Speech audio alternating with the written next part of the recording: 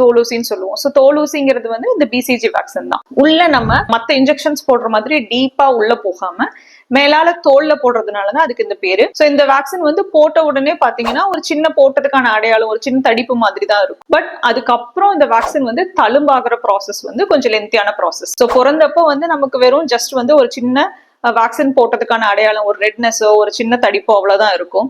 அதுக்கப்புறம் ஒரு 5 to 7 நாள்ல பாத்தீங்கன்னா அது ரெட்டா ஒரு சின்ன கொப்பளை மாதிரி மாற ஆரம்பிக்கும்.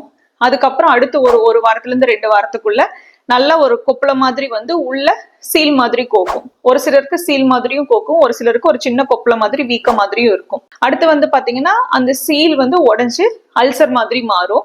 அப்படி இல்லைன்னா அந்த சீல் உடையாமே ஒரு சிலருக்கு கொஞ்சம் டிஸ்சார்ஜ், அதாவது உள்ள இருந்து சீல் மாதிரி வெளியில வந்துகிட்டே இருக்கும் அந்த கொப்பளை உடையாமையே. இந்த அல்சர் மாதிரி ஃபார்ம் ஆகிறதுக்கு ஒரு 6 to 8 வாரம் ஆகும். அதாவது 2 மாச கணக்கு. ஒரு சிலருக்கு இந்த 2 மாசங்கிறது 3 மாசம் வரைக்கும் கூட இருக்கும் குழந்தைகளுக்கு அந்த அல்சர் ஃபார்ம் ஆகிறதுக்கு.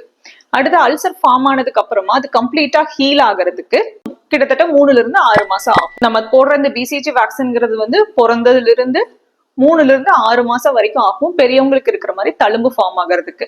இந்த தழும்பு வந்து பாத்தீங்கன்னா குழந்தைகள்ல ஒரு 0.5 சென்டிமீட்டர் அந்த அளவுக்கு தான் இருக்கும். குழந்தை வளர வளர அந்த தோல் எக்ஸ்பேண்ட் ஆக ஆக கொஞ்சம் சைஸ் மட்டும் இன்க்ரீஸ் ஆகும். மேக்ஸிமம் ஒரு 1 சென்டிமீட்டர் வரைக்கும் இந்த சைஸ் வந்து இன்க்ரீஸ் ஆகலாம். பட் எப்போ நம்ம வந்து இந்த பிசிஜியினுடைய தழும்போ இல்ல வேக்சின் போட்ட இடத்துல இருந்து வர சீலோ நமக்கு வந்து எப்ப கன்சர்னா இருக்கும் அப்படின்னா, நமக்கு அந்த வேக்சினுக்கு போட்ட இடத்துக்கு பக்கத்துல ஏதாச்சும் நெறிக்கட்டி மாதிரி வருது, வேக்சின் போட்ட இடத்துல இருந்து சீல் கண்டினியூஸா வந்துகிட்டே இருக்கு, இல்ல அல்சர் ஃபார்ம் ஆகி ரொம்ப நாள் ஆகியும் ஹீல் ஆகவே இல்லை குழந்தைக்கு. நம்ம ஜென்ரலா சொல்றது வந்து 3 மாசம் வரைக்கும் ஆகும் இந்த அல்சர் ஹீல் ஆகிறதுக்கு. அப்படி இல்லாம ரொம்ப நாள் வந்து அந்த அல்சர் புண்ணாவே இருந்துகிட்டே இருக்கு அப்படின்னா கண்டிப்பா நீங்க வந்து உங்க பீடியாட்ரிஷியன் கிட்ட எடுத்துட்டு போய் குழந்தையை காட்ட வேண்டியது இருக்கும்.